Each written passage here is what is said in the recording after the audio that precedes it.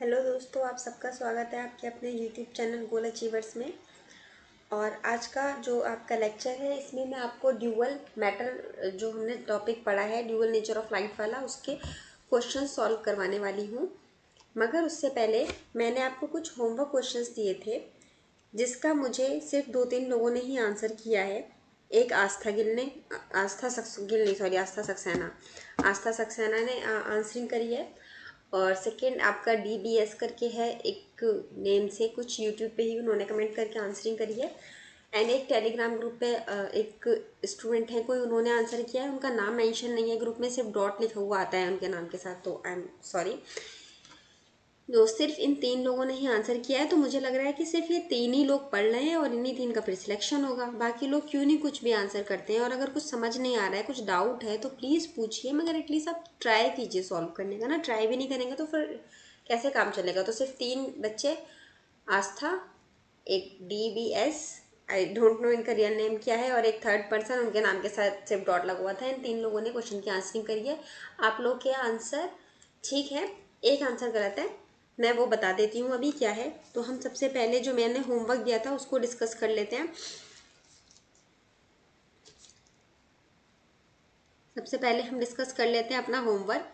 Homework का आप question जो है, प्रीवियस वीडियो दी है उसमें मैंने आपको बीच में से क्वेश्चंस पूछे हैं, वहाँ से आप बताइए।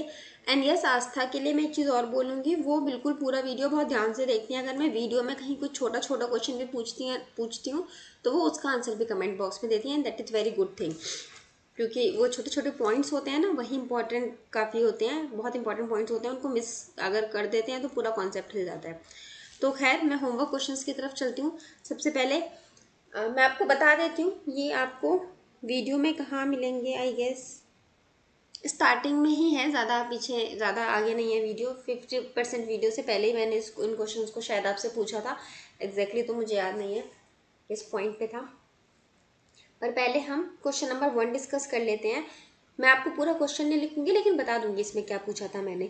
इस क्वेश्चन में मैंने आपसे कहा था कि हमें मैक्सिमम वेवलेंथ जो भी दी हुई है, अगर वो हमें 10 टाइम्स कर दी जाए, ठीक है, मैक्सिमम वेवलेंथ को हम 10 टाइम्स इंक्रीज कर देते हैं अगर, तो हमारा जो वर्क फंक्शन है वो कैसे अफेक्ट होगा। तो देखिए, मैंने आपको क्या बताया है कि जो हमारा वर्क फंक्शन होता है उसका फॉर्मूला क्या होता है, hc/λmax। तो अगर हमने लैम्डा को 10 टाइम्स बढ़ा दिया, ऐसे देखिए, तो हमारा वर्क फंक्शन क्या है, इनवर्सली प्रोपोर्शनल है लैम्डा मैक्स के। अगर हमारा लैम्डा जो है वो इंक्रीज करेगा तो वर्क फंक्शन डिक्रीज करेगा। सिमिलरली अगर हमारा लैम्डा डिक्रीज करेगा तो वर्क फंक्शन इंक्रीज करेगा। मगर इस केस में क्या हो रहा है, हमारा जो है लैम्डा मैक्सिमम वेवलेंथ इंक्रीज कर रही है, और वो भी कितना, 10 टाइम्स। तो इसका मतलब हमारा जो वर्क फंक्शन है वो भी डिक्रीज करेगा, कितना, 10 टाइम्स। ये वाला आंसर इन तीनों ही स्टूडेंट्स ने करेक्ट दिया था। Very good. Now move to the second question. इसी यही करा देती हूँ। Okay, second question. Yes, what is the wavelength is double. Okay, second question पे हम बाद में आएंगे, हम पहले करते हैं थर्ड क्वेश्चन। थर्ड क्वेश्चन देख लेते हैं। थर्ड क्वेश्चन में मैंने आपसे क्या कहा है कि हमारी जो फ्रीक्वेंसी है, फ्रीक्वेंसी को म्यू से हम डिनोट करते हैं। कट ऑफ फ्रीक्वेंसी जो है, इसको क्या किया गया है, इसको डिक्रीज कर दिया है हाफ से, मतलब 1/2 हो गई है। तो इससे हमारी जो एनर्जी है, जो हमारा मिनिमम एनर्जी जो हमें रिक्वायर्ड होगा, उस पर क्या फ़र्क पड़ेगा। तो मैंने आपको बताया कि मिनिमम एनर्जी इलेक्ट्रॉन को इमिट करने के लिए जो हमें चाहिए होती है, एक सेकेंड गाइस, हाँ, मिनिमम एनर्जी जो हमें इलेक्ट्रॉन को इमिट करने के लिए चाहिए होती है, वो हमारी किसके इक्वल होती है, वर्क फंक्शन के। And work function and frequency में क्या रिलेशन है, एच म्यू का, एच म्यू सी। तो अब आप ये देखिए, डायरेक्ट रिलेशन है। इसका मतलब अगर ये इंक्रीज करेगा, सॉरी, अगर फ्रीक्वेंसी इंक्रीज करेगी तो कट आपका जो है वेव वर्क फंक्शन है ये इंक्रीज करेगा। एंड सिमिलरली अगर आपकी फ्रीक्वेंसी डिक्रीज करेगी तो आपका वर्क फंक्शन भी डिक्रीज करेगा। एंड अब आपके क्वेश्चन में क्या गिवन है कि आपका जो वर्क फंक्शन है वो डिक्रीज कितना हो रहा है, 1/2 से। तो इसका मतलब आपका, सॉरी, फ्रीक्वेंसी आपकी डिक्रीज हो रही है 1/2 से, मतलब हाफ हो रही है, तो आपका वर्क फंक्शन भी हाफ हो जाएगा। ओके, नाउ अब हम मूव करते हैं अपने सेकंड क्वेश्चन की तरफ। इस क्वेश्चन में थोड़ा सा ट्विस्ट था। ओके, ये थर्ड क्वेश्चन था, ये भी इन तीनों लोगों ने करेक्ट आंसर किया था, सो वेरी गुड। अब हम अपने क्वेश्चन नंबर सेकंड की तरफ चलते हैं। क्वेश्चन नंबर सेकंड में थोड़ा सा एक छोटा सा ट्विस्ट था। देखिए क्या ट्विस्ट था, मैं बताती हूँ। क्वेश्चन में मैंने आपसे क्या कहा था कि जो हमारी वेवलेंथ है हमने उसको डबल कर दिया, और मैंने आपसे क्या पूछा था, मैक्सिमम वेवलेंथ को डबल कर दिया, ठीक है। और मैंने आपसे पूछा था अगर हमने मैक्सिमम वेवलेंथ अपनी डबल कर दी है और हमारे उतने इलेक्ट्रॉन इमिट होते हैं, सब कुछ सेम ही रहता है, तो उस केस में हमारी जो एनर्जी इंसिडेंट हुई है वो कितनी होगी, to emit the same number of electron. वो लाइन में लिखना भूल गई क्वेश्चन में, to emit the same number of electron, लेकिन हाँ मतलब क्वेश्चन का वही है, ऑब्वियस सी बात है ना। हम उस चीज़ में थोड़ी जाएंगे कि नंबर ऑफ इलेक्ट्रॉन भी हमें डिक्रीज करने हैं, ये भी करना है, 10-15 फैक्टर साथ में थोड़ी लेंगे। एक फैक्टर कंसीडर किया है तो उससे हमें देखना है कि बाकी फैक्टर हम कांस्टेंट रखते हैं, तब हम कोई भी आंसर हम तभी दे रहे हैं जब हमने एक फैक्टर चेंज किया और बाकी के फैक्टरों को कांस्टेंट रखा है। पहले के भी जो हमने ये दो क्वेश्चंस देखे थे, इनमें भी हमने क्या किया, हमने सिर्फ एक फैक्टर को चेंज किया है, वेवलेंथ या फ्रीक्वेंसी, और बाकी की चीज़ों को हमने सेम रखा है। तो सिमिलरली इसमें भी हम वही करेंगे, हमने एक फैक्टर चेंज किया है, बाकी के हमने सेम अज्यूम किए। और पूछा है मैंने आपसे कि इंसिडेंट एनर्जी पे क्या फ़र्क पड़ेगा। आप लोगों ने उस हिसाब से आंसर सही दिया है कि आपने ये वाला फॉर्मूला लगा दिया है यहाँ पर, ठीक है, E equals to S C by lambda. लेकिन आप लोगों ने क्या मिस्टेक करी है, ये वाला तीनों का ही गलत है, तीनों ने सेम यही चीज़ की होगी, तीनों का ही ये वाला आंसर गलत है। एंड आप लोगों ने क्या गलती करी है, देखिए मैंने आपको क्या बताया था कि हमारा जो फॉर्मूला होता है वो क्या होता है, एनर्जी हमारी जो यूज़ होती है किस चीज़ में, work function plus kinetic energy. ये एनर्जी हमारी, ये हमारा होता है इंसिडेंट। अब चाहें तो ये फ्रीक्वेंसी में आए, इंसिडेंट वेव का फ्रीक्वेंसी हो, इंसिडेंट वेव का वेवलेंथ हो, कुछ भी, या इंसिडेंट एनर्जी हो। सिमिलरली काइनेटिक एनर्जी हो गया आपका मूवमेंट से रिलेटेड, जब बाहर निकल गया इलेक्ट्रॉन उसके बाद उससे रिलेटेड। एंड आपका कट ऑफ क्या हो गया, आपका मिनिमम, मिनिमम या मैक्सिमम या फिर कट ऑफ, फ्रीक्वेंसी वेवलेंथ या कुछ भी। अब देखिए जब मैंने आपसे इंसिडेंट एनर्जी की बात करी तो ये दो चीज़ों पे डिपेंड करता है, दो चीज़ों पे, वर्क फंक्शन पे और काइनेटिक एनर्जी पे। अब देखिए इस सवाल में अगर हमारा वेवलेंथ से कुछ फ़र्क पड़ रहा है तो काइनेटिक एनर्जी का भी तो कुछ फ़र्क पड़ेगा ना। काइनेटिक एनर्जी का फ़र्क ऐसे नहीं पड़ेगा, मैंने ये चीज़ तो कांस्टेंट ही रहेगी, मगर ओवरऑल क्योंकि ये सम होगा आपस में, तब कुछ ना कुछ हमारा फ़र्क पड़ेगा। अब आपने क्या बोला था कि वो हमारा अगर डबल हुआ है वेवलेंथ तो हमारी एनर्जी हाफ हो जाएगी, आप लोग का आंसर ये है। ओके, अब देखिए यहाँ पर क्या होगा, आपका एनर्जी अगर आपने डबल करी, सॉरी वेवलेंथ अगर आपने डबल करी है, ऐसे मत समझिए, देखिए इसको समझने के लिए लॉजिक से आप ऐसे ही समझ लीजिए, लॉजिक वाइज अगर मैं आपको बताती हूँ तो देखिए आपका ये चीज़ से कुछ ना कुछ इफेक्ट हो रहा है, साथ में इसका भी कुछ ना कुछ इफेक्ट पड़ेगा। हालांकि इसको आप कांस्टेंट ही रखेंगे मगर फिर भी आपका ओवरऑल टर्मिनोलॉजी चेंज हो जाएगा। जैसे अब आप एग्जाम्पल के तौर पे यहाँ पे देखिए,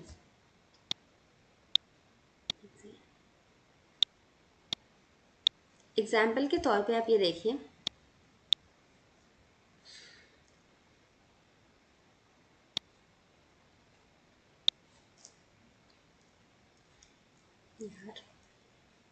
आप ये एक पॉइंट देखिए कि सपोज हमारा इंसिडेंट जो एनर्जी है वो 10 है और हमारा जो वेवलेंथ और इसकी वजह से यहाँ पर हमारा जो भी वैल्यू आ रही है वो आ रही है 6, एंड प्लस आपका ये जो है ये है 4, काइनेटिक एनर्जी 4 ही बची आपकी। अब आपने क्या करा, आपने कर दी वेवलेंथ डबल, ये आपका वर्क फंक्शन है ना, आपने क्या करा, आपने वेवलेंथ को कर दिया डबल, तो आपका वर्क फंक्शन कितना हो जाएगा, हाफ। तो आपका वर्क फंक्शन हाफ होगा, ये वैल्यू हाफ नहीं हुई है। अगर हमने लैम्डा में कुछ चेंज किया है, इस मैक्सिमम वेवलेंथ में कुछ भी हमने चेंज किया है या मिनिमम फ्रीक्वेंसी में कुछ भी चेंज किया है हमने, तो जो वैल्यू हमारी चेंज होती है वो ये चेंज होती है, हाफ या डबल या ट्रिपल। जो डायरेक्टली प्रोपोर्शनल बनता है ना वो इसका बनता है वर्क फंक्शन का, इसका या इसका नहीं बनता है। ओके, अब हमने क्या करा, इसको हाफ कर दिया तो ये 3+4 हो गया, सॉरी ये एनर्जी का तो अभी हम पता नहीं है ना, इसको हमने हाफ कर दिया, इसको लिखते हैं 6/2, हमारा हाफ हो जाएगा वेवलेंथ की वजह से, तो हाफ करेंगे तो ये रह जाएगा 3, तो हमारा 3 + 4 कितना आ गया 7। अब देखिए, अगर आप लोगों ने जैसे कहा था कि वो हमारा अगर डबल हो रहा है वेवलेंथ तो हमारी फ्रीक्वेंसी हाफ हो जानी चाहिए, हाफ हो जानी चाहिए, मगर सॉरी फ्रीक्वेंसी नहीं, एनर्जी हमारी हाफ हो जानी चाहिए। मतलब 10 थी पहले, अब कितनी हो जानी चाहिए, 5 हो जानी चाहिए। लेकिन असल में क्या हुआ, असल में है वो 7। इसका मतलब मोर देन हाफ। ठीक है, इसके मैंने आपको ऑप्शंस भी इसीलिए नहीं दिया था इसमें कुछ भी। बाकी 2 क्वेश्चंस में तो ऑप्शन का नीड ही नहीं था, इस क्वेश्चन में ऑप्शन की नीड थी, लेकिन मैंने इसलिए नहीं दिए थे ताकि आप कॉन्सेप्ट को समझो। कल जब मैं आपको मतलब जब भी ये प्रीवियस क्लास ली थी तब मैंने आपको इतने सारे जब क्वेश्चंस करवाए थे, उसमें मैंने कई बार इन चीज़ों को बताया था कि इंसिडेंट एनर्जी ये है आपकी, ये है आपका wavelength, sorry work function, and ये है काइनेटिक एनर्जी। इसका क्या मतलब है, इससे कौन कौन सी टर्मिनोलॉजी जुड़ी हुई है, इससे क्या जुड़ी हुई है, इससे क्या जुड़ी हुई है। अगर आपने नहीं देखा है तो प्रीवियस जो आपका क्वेश्चंस वाला जो आपकी वीडियो है जिसमें मैंने क्वेश्चन सॉल्व करवाए हैं, उनमें मैंने इन चीज़ों को बहुत अच्छी तरह बताया है, हर क्वेश्चन के साथ समझाया है। तो डू चेक दैम, और क्वेश्चन को बहुत ध्यान से पढ़ा करिए। वही मैंने कहा था ना, प्रैक्टिस एंड आपकी कंसंट्रेशन, आप कितना कंसंट्रेशन से क्वेश्चन को पढ़ पा रहे हैं, उसके बेसिस पर ही आपके मार्क्स डिसाइड होते हैं। अब आपको आपकी गलती समझ में आ गई कि आपको हाफ क्यों नहीं हुई एनर्जी और मोर देन हाफ क्यों हुई। ठीक है, आप ये जो छोटे छोटे पॉइंट्स है ना, बस यही होते हैं जो क्वेश्चन एग्जाम में पूछे जाते हैं और जो बच्चे गलत कर कर आते हैं और उनका सिलेक्शन रह जाता है। एंड अब इस तरह का अगर कोई छोटे छोटे पॉइंट्स से रिलेटेड क्वेश्चन आया तो वो आस्था का डीबीएस, आपका नाम डीबीएस ही अब मैं बोलूंगी क्योंकि आई डोंट नो आपका रियल नेम, एंड डॉट का नाम मैं डॉट ही बोलूंगी because I don't know your real name. तो सिर्फ इन्हीं 3 बच्चों का सही होगा अगर इस टाइप के क्वेश्चन आ गए, क्योंकि इन्होंने करा, गलत हुआ, एटलीस्ट इन्होंने ट्राई किया, गलत हुआ। अब ये इसको देखेंगे, सीखेंगे, समझेंगे और आगे से ऐसी गलतियां नहीं करेंगे। और वो बच्चे जिन्होंने सिर्फ इसको देखा होगा उन्होंने खुद वो गलती कभी नहीं करी, और नेक्स्ट टाइम जब वो एग्जाम में करने बैठेंगे ना तो वो इतना ध्यान ही नहीं देंगे इन चीज़ों के ऊपर, और वो फिर वही गलती एग्जाम में कर कर आएंगे। इन्होंने इन तीनों ने गलती क्लास में कर ली। जो बच्चे इन क्वेश्चंस को प्रैक्टिस नहीं करते हैं वो फिर क्या करते हैं, उन बच्चों की वो गलती होती है आपकी एग्जाम में जाके। तो इसीलिए अगर मैं आपको होमवर्क क्वेश्चन देती हूँ तो प्लीज़ उन्हें ट्राई करा करिए। वो होमवर्क क्वेश्चन जो मैं आपको प्रोवाइड कराती हूँ ना, वो वैसे नहीं होते हैं कि आपको कहीं एक आध जगह मिल जाएंगे या कुछ बहुत मतलब मैंने कहीं बुक से निकाले हुए, जो मैं आपको वीडियो के बीच में ऐसे रैंडमली कभी कहीं दे देती हूँ ना क्वेश्चंस, तो वो आपके क्वेश्चन वो होते हैं जो बिल्कुल पढ़ाते पढ़ाते अचानक से कोई कॉन्सेप्ट से दिमाग में आते हैं। ठीक है, तो आज अब हम मूव करते हैं अपने नेक्स्ट टॉपिक की तरफ, जो हमारा आज का टॉपिक है, और वो हमारा क्या है, dual nature of light wave की हमारी क्वेश्चंस प्रैक्टिस। क्वेश्चन प्रैक्टिस इसलिए करवाना ज़रूरी है क्योंकि मुझे पता है आप लोग घर से करते नहीं है, एटलीस्ट मैं वीडियो में करा दूंगी तो वीडियो तो आप लोग देखोगे तो आप एटलीस्ट कुछ तो कर पाओगे। वेव, लाइट और वेव नेचर क्या बताया था मैंने, 2 तरह का होता है। एक पार्टिकल होता है आपका, लाइट का जो होता है 2 चीज़ें होती हैं उसमें, एक पार्टिकल एक वेव। पार्टिकल के लिए आपका एग्जाम्पल हो गया जैसे फोटोन, और वेव के लिए आपका वेव होता ही है। पहचान कैसे है, वेव के लिए उसके पास होती है वेवलेंथ, एंड फोटोन के लिए उसके पास क्या होती है आपकी, फोटोन के लिए उसके पास होता है आपका मोमेंटम, डिनोट करते हैं पी से, एंड इसको लैम्डा से। रिलेशन क्या होता है आपका, P = h/λ। इक्वेशन दी थी हमारी आइंस्टीन साहब ने ये वाली, जिसको थोड़ा सा चेंज करके डी ब्रॉगली जी ने इसको अपने टर्म्स में लिख के कर दिया था λh/p। नहीं सॉरी, ये हमारी आइंस्टीन जी ने दी थी और डी ब्रॉगली ने चेंज करके हमारा ये वाली इक्वेशन दे दी थी। उसके बाद इन इक्वेशंस को चेंज करके थोड़ा मोल्ड कर करके पी की वैल्यू mv है, फिर v से यहाँ पर एनर्जी के फॉर्म में इसको रख दिया था, एंड आपके बहुत सारे फॉर्मूलाज बन गए थे जो मैंने आपको सब पढ़ा दिए। और फॉर्मूलाज ज़रूर कर लेना, modern physics is all about formulas. ठीक है, अगर आप फॉर्मूलाज एंड उनको क्वेश्चंस को कैसे सॉल्व करना है, यूनिट वगैरह का थोड़ा बहुत ध्यान रखोगे तो आप बहुत इजीली और बहुत अच्छे से कर लोगे। ओके, तो अब हम मूव करते हैं अपने क्वेश्चंस की तरफ। And as I told you all कि मैं जो है वो क्वेश्चंस का आपको पूरा क्वेश्चन नहीं बोलूँगी या पूरा क्वेश्चन रीराइट नहीं करूँगी क्योंकि वो बहुत टाइम वेस्टिंग है। मैं आपको क्वेश्चन प्रोवाइड करा चुकी हूँ। आपका जो वो है हमारा जो टेलीग्राम डिस्कशन ग्रुप है @गोल अचीवर्स ग्रुप करके, उसका लिंक मैं आपको डिस्क्रिप्शन बॉक्स में दे दूंगी। उसमें मैं क्वेश्चंस प्रोवाइड करा चुकी हूँ। Please join the group and do check the questions और उनको ट्राई करिए सॉल्व करने का। अगर नहीं होता है सॉल्व, एंड यस अगर आपने वीडियोस नहीं देखी हैं तो सॉल्व नहीं कर पाएंगे, तो प्लीज़ पहले आप प्रीवियस ईयर वीडियोस देखिए, जो प्रीवियस वीडियो हैं इस टॉपिक की हमारी, वो वीडियोज़ देखिए। उसके बाद उन क्वेश्चन को ट्राई करिए और उसके बाद इस वीडियो को आप देख के उनके सॉल्यूशंस चेक कीजिए, ठीक है। और यहाँ पर मैं इसीलिए पूरा क्वेश्चन नहीं लिखूंगी, आपको मैं प्रोवाइड करवा चुकी हूँ क्वेश्चन, सिर्फ ब्रीफिंग में लिख दूंगी जैसे पिछले चैप्टर में लिखवाए थे। Okay, so now move to the first question.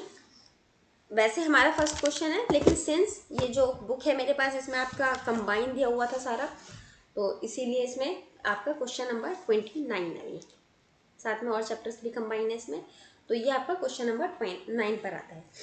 Okay, आपका क्वेश्चन नंबर 29 में क्या कहा गया है, देखिए इसमें आपसे कहा गया है कि आपका जो एनर्जी एन, देखिए क्या कहा है, if E and P, E क्या है एनर्जी एंड पी क्या है momentum, are the energy and momentum of the photon.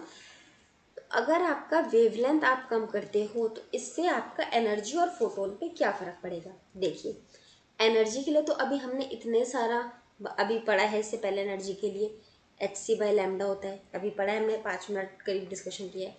तो जब हमने वेवलेंथ कम किया तो हमारा एनर्जी पे क्या फ़र्क पड़ेगा, एनर्जी हमारा इंक्रीज करेगा। क्यों, क्योंकि दोनों डायरेक्ट इन्वर्सली प्रोपोर्शनल है। एंड सिमिलरली जब हम मोमेंटम की बात करते हैं तो हमने अभी ये वाला फॉर्मूला देखा, इस फॉर्मूले के बेसिस पर h/λ हम लिख सकते हैं। तो जब हमने लैम्डा डिक्रीज करा तो हमारा मोमेंटम क्या हुआ, इंक्रीज हुआ। इसका मतलब क्या हुआ कि अगर हमारा लैम्डा हम डिक्रीज करते हैं तो हमारा एनर्जी एंड मोमेंटम दोनों ही इंक्रीज करता है। तो ऑप्शन नंबर आपका 2 जो है वो करेक्ट हो गया। Okay, now move to the next question. Moving towards the next question, हमारा next question is the question number 30। Question number 30, और देखिए इसमें क्या कहा गया है, इसमें कहा गया है कि आपकी काइनेटिक एनर्जी जो है आपकी डी ब्रॉगली, काइनेटिक एनर्जी जो है आपकी, काइनेटिक एनर्जी है E, और आपका डी ब्रॉगली वेवलेंथ आपसे पूछा गया है आपका कितना होगा। तो देखिए इसमें आपको पता है आपका जो फॉर्मूला होता है डी ब्रॉगली वेवलेंथ वाला, मैंने आप लोग को बताया है क्या फॉर्मूला था उसमें आपका, लैम्डा इक्वल्स टू, नहीं सबसे पहले आप लोग ने जो आप लोग जब भी ऐसा कुछ फॉर्मूला आपके आता है सामने, तो इसमें आप हमेशा कोशिश किया कीजिए जब तक आप एग्जाम में नहीं जा रहे हैं, इसको प्रीवियस वो बना कैसे वो फॉर्मूला उससे रिलेट करने की कोशिश करा करिए। देखिए जैसे मैंने आपको ये बताया ना, अभी यहाँ पर मैं आपको यहाँ लिख देती हूँ, एक रिवीजन भी हो जाएगा ना। मैं क्वेश्चंस के साथ थोड़ा सा डिटेलिंग इसलिए करवा देती हूँ आप लोग को क्योंकि एक थोड़ा रिवीजन हो जाता है। लैम्डा इक्वल्स टू h/p, मैंने भी क्या बताया था, p की जगह हम mv वगैरह पुट करके बहुत से फॉर्मूलाज हमने ड्राइव किए थे, तो हम दोबारा mv पुट कर देते हैं। अब v क्या है, यहाँ वेलोसिटी है, और हमें एनर्जी का एक फॉर्मूला पता है काइनेटिक एनर्जी का। देखिए काइनेटिक एनर्जी की बात हो रही है, काइनेटिक एनर्जी का हमें एक फॉर्मूला पता है क्या, ½mv²। इसकी हेल्प से हमने जो v है उसको कैलकुलेट करके हमने क्या लिख दिया है, √, ये 2 इधर ऊपर आ जाएगा, 2e/m, ठीक है, इक्वल्स टू v, ये आ गया। अब इसको आप लोग यहाँ पुट कर सकते हैं v की जगह पे। तो जब इसको v की जगह पुट करा आपने तो आपका क्या आ गया, h/m √2e/m। अभी √ का m इससे कैंसिल हो जाएगा और ऊपर आपका सिर्फ √m रह जाएगा, तो आपका क्या आ जाएगा, h√2me। तो ये क्या आ गई आपकी डी ब्रॉगली वेवलेंथ और आपका जो काइनेटिक एनर्जी है, इन दोनों के बीच में रिलेशनशिप। ओके एंड गाइस मैंने पहले सही बताया था, यही आपका डी ब्रॉगली वाला वेवलेंथ है, वो मैं थोड़ा सा शायद कंफ्यूज हो गई उसको दोबारा बताने के चक्कर में। तो आपका ये आ गया आपका डी ब्रॉगली वेवलेंथ। अब आप चेक कर लीजिए आपका करेक्ट ऑप्शन कौन सा बनेगा, इसके हिसाब से आपका करेक्ट ऑप्शन बनेगा option number 3। Okay, now moving towards the next question, हमारा question number 31। Question number 31, question number 31 में आपसे क्या कहा गया है कि एक इलेक्ट्रॉन है जिसकी एनर्जी क्या है, 100 इलेक्ट्रॉन वोल्ट।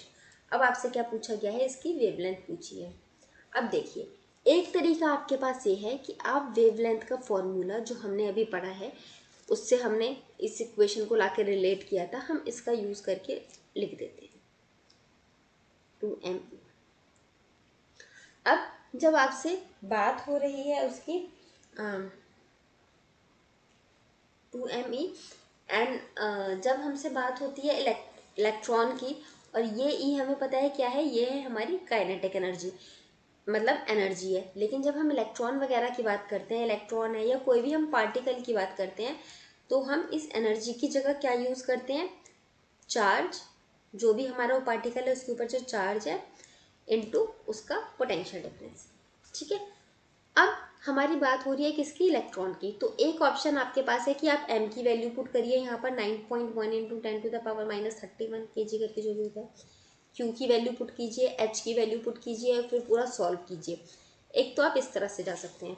दूसरा, एक हमने फॉर्मूला पढ़ा है क्या, 12.27 और यहाँ अंडर रूट v क्या होता है हमारा पोटेंशियल डिफरेंस।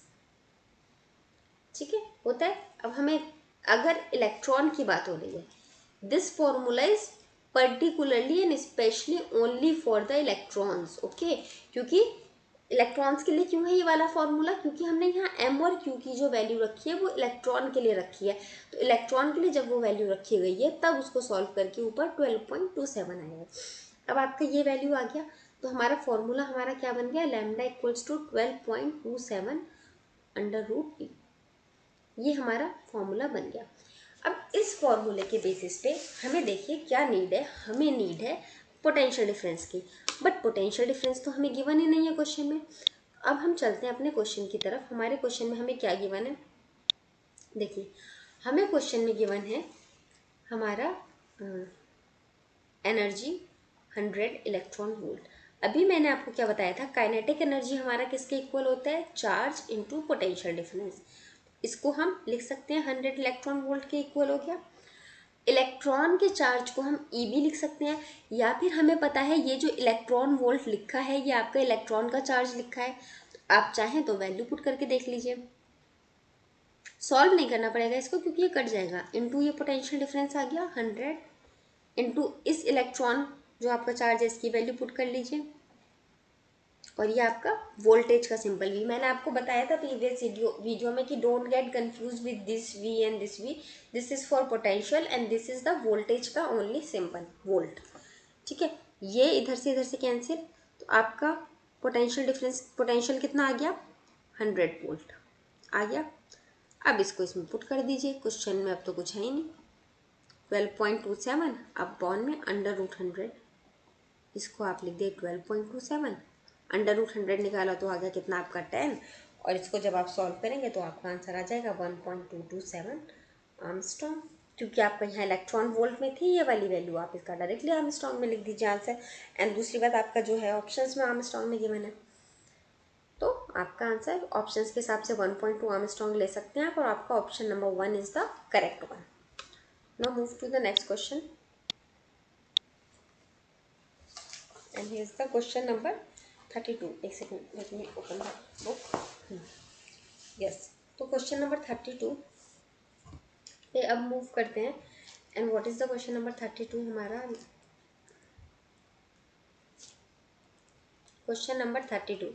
क्वेश्चन नंबर 32 में आपसे क्या कहा गया है, आपसे दिया गया है रेशियो, आपसे पूछा गया है रेशियो निकालना है किस चीज़ में, वेवलेंथ में, किस चीज़ की, न्यूट्रॉन एंड प्रोटॉन, इन दो चीज़ों की वेवलेंथ में आपको रेशियो निकालना है। कब, जब आपका जो पोटेंशियल है वो आपका कितना है, पोटेंशियल आपका सेम होने वाला है। ठीक है, इस केस में आप क्या कर सकते हैं, देखिए अभी हमने जो पढ़ा है अपना मेथड पूरा वेवलेंथ का, अभी हमने फॉर्मूला देखा था पीछे, h अपॉन में under root 2m Q V, ये फॉर्मूला देखा था। अब ये फॉर्मूला हमने क्यों यूज़ करा, क्योंकि हमारा क्वेश्चन में ये पोटेंशियल वर्ड गिवन है। तो जब पोटेंशियल वर्ड गिवन है एंड वेवलेंथ वर्ड गिवन है, तो इन दोनों के बीच में हमारा जो रिलेशन बनता है वो तो इसी फॉर्मूले से बनता है, तो that's why we are using this formula here. And now when we talk about this formula, so what we have the constant things in this formula, the H, the Planck's constant is the constant, and the mass is the no, sorry, not the mass, sorry, we have the two different particles, neutron and proton are the different particle, have different mass and the different charge. So the thing which we have the constant is the Planck's constant and the potential. Why the potential is constant? Because it is given in the question that it is the same in both, same for both the neutron and proton, the potential is the same. So we have the same potential and same Planck's constant. So we can write it down like this. For the wavelength of neutron हमारा h under root 2, mass of neutron को हम D ऐसे M D से denote कर सकते हैं, and we can denote the charge by Q D, and we have the potential V. Now when we talk about the neutron, हमें ratio between neutron upon में neutron निकालना है, and ratio का मतलब क्या होता है हमें पता है, डिवीजन 1/1 करके लिखना. अपॉन में हम न्यूट्रॉन का लिख देते हैं, सॉरी प्रोटॉन का. इसका क्या आएगा, h अपॉन में under root 2 mp qp. mp is the mass of proton, qp is the charge of proton, and v is the same potential. Now what we can do, we know that the h is same in both the cases, we know that the v is same in both the cases, and we know that the 2 is same in the both the 2 is the same in both the cases. So now we can write it like that, okay, lambda d upon में lambda P equals to किसके आएगा, 1 upon under root M D and Q D. Okay, similarly here 1 upon में under root M P Q P. अब as you all know कि जब हमारा इस तरह से लिखा होता है, सो ये जो डिनोमिनेटर होता है वो डिनोमिनेटर में आ जाता है, और इधर का डिनोमिनेटर न्यूमरेटर पे चला जाता है. So now we can write it like that, under root mp qp upon under root md and qd. So yes, we have this under root md and qd. And now एक second,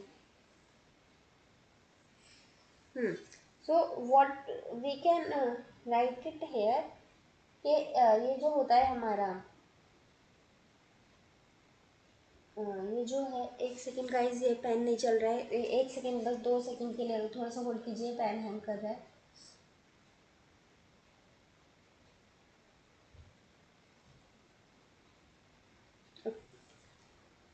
चल गया वो.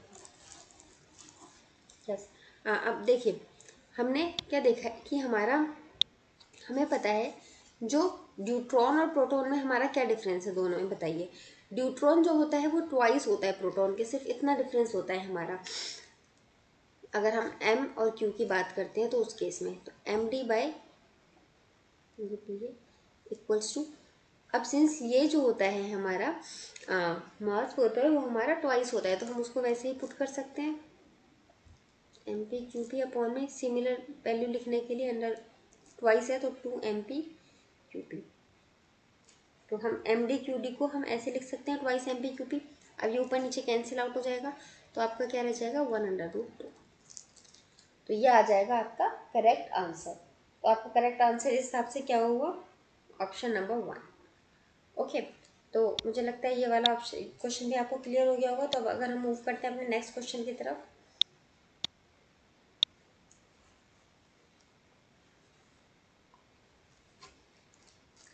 पता है मैं कल maths का जब लेक्चर ले रही थी तो इतना हैंग कर रहा था ये बोर्ड और ये पेन बहुत ज़्यादा. अभी तो सिर्फ एक बार थोड़ा सा हैंग किया है, उतना ज़्यादा नहीं हैंग कर रहा, लेकिन मैथ्स के लेक्चर में तो बहुत परेशान कर रहा था. और मैं वही चीज़ कह रही थी कि फिजिक्स में ये नहीं परेशान करता है, ना बोर्ड ना पेन, आराम से सही चलता है बिल्कुल. इसको फिजिक्स पसंद है मेरे पेन को, और ये जो बोर्ड है ना इसको फिजिक्स पसंद है, मैथ्स नहीं पसंद आता इसको, हैंग ही करता रहता है, चलता ही नहीं. Okay, now moving towards the next question. इसमें हमें क्या बोला गया है, इसमें हमें दिया गया है कि हमारे 2 पॉइंट है ए एंड बी, और इन 2 पॉइंट के बीच का आपका, इन 2 पॉइंट पे पोटेंशियल क्या है, एक पे आपका पोटेंशियल है 20 और एक पे आपका पोटेंशियल है 40 वोल्ट, एक पे 20 वोल्ट. एंड अब आपसे क्या पूछा गया है कि इस के बीच में एक इलेक्ट्रॉन है, ये एक्सिलरेट होता है, चाहे A to B या B to कैसे भी ले लो आप. इस इलेक्ट्रॉन की वेवलेंथ क्या होगी। अब देखिए, जैसे मैंने आपको बताया कि जब हमारी इलेक्ट्रॉन की वेवलेंथ की बात करती तो हमें कहीं जाना ही नहीं है। पोटेंशियल और इलेक्ट्रॉन की वेवलेंथ की बात करते हैं, पोटेंशियल या एनर्जी ऑफ वेवलेंथ की बात करता है वो, एनर्जी एंड वेवलेंथ की फॉर द इलेक्ट्रॉन। तो we don't have to do anything else, as we know कि for the electrons the wavelength is the under root 2 m q v, and when we put all the values of this the constant m q and h, then what we get 12.27 upon में under root v Armstrong. This is what we get the putting after putting the constants for the electron. But do remember this formula is valid only in the case of electrons and not for others. Okay, so lambda 12.27. And now what is the V, 20 or 40? What is the V? So V is V for this electron, जो electron के लिए आपका potential है वो है इन दोनों के बीच का जो पोटेंशियल डिफरेंस है। क्योंकि इलेक्ट्रॉन आपका मूव क्यों हो रहा है, इधर ज़्यादा आपका वोल्टेज है, इधर कम है, तो ज़्यादा से कम की तरफ आपका इलेक्ट्रॉन जाएगा ताकि आपका जो है वो बैलेंस हो सके। ठीक है, इसी तरह से आपका इसी थ्योरी के पीछे होती है आपका मेन जो थ्योरी होती है, पोटेंशियल की वजह से आपका इलेक्ट्रॉन क्यों मूव करता है। फिर हम बैटरी लगा के पोटेंशियल डिफरेंस को और ज़्यादा क्रिएट करते हैं, देखा होगा आपने प्लस माइनस का साइन होता है सेल के ऊपर, और ज़्यादा क्रिएट करते हैं हम डिफरेंस, ताकि जितना ज़्यादा डिफरेंस होगा उतने ज़्यादा इलेक्ट्रॉन फ्लो करेंगे। अब हमारा यहाँ पर डिफरेंस जो होगा उतना ही हमारे इलेक्ट्रॉन की स्पीड होगी और उतना ही हमारा इलेक्ट्रॉन फ्लो करेगा। तो डिफरेंस कितना होगा हमारा, potential difference 40 minus 20. As the name suggests, the potential difference is the difference between the 2 points, and this is what 40 minus 20 equals to 20 volt. So what we can write here, under root 20. Okay, so now you people solve it and tell me the answer. In Armstrong ने पूछा है ना options में, yes, the answer is in Armstrong. Okay, so you have to answer this question. और Armstrong में पूछा गया है, एक मैंने आपका ऑप्शन वैसे एलिमिनेट कर दिया, मीटर वाला ऑप्शन एलिमिनेट हो गया। So now you have only 3 options to check the correct one. आपको इसको सॉल्व करके आंसर बताना है, मैं नहीं बताऊंगी। And yes Aastha, you have answered the question number 21 का आंसर है option number 4, that is the correct option.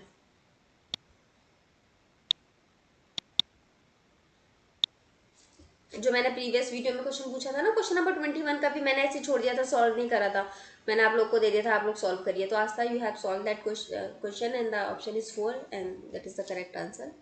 And yes please you people don't use calculator to solve the question. हो सकता है कि आपको वर्चुअल कैलकुलेटर प्रोवाइड करा दिया जाए, but try to solve the question as quick as you can without using any calculator, क्योंकि वो स्पीड बहुत मैटर करती है। और वर्चुअल कैलकुलेटर में ना आपको माउस से टिक टिक टिक टिक करके एक एक नंबर को टाइप करना पड़ता है, वो बहुत टाइम टेकिंग होता है।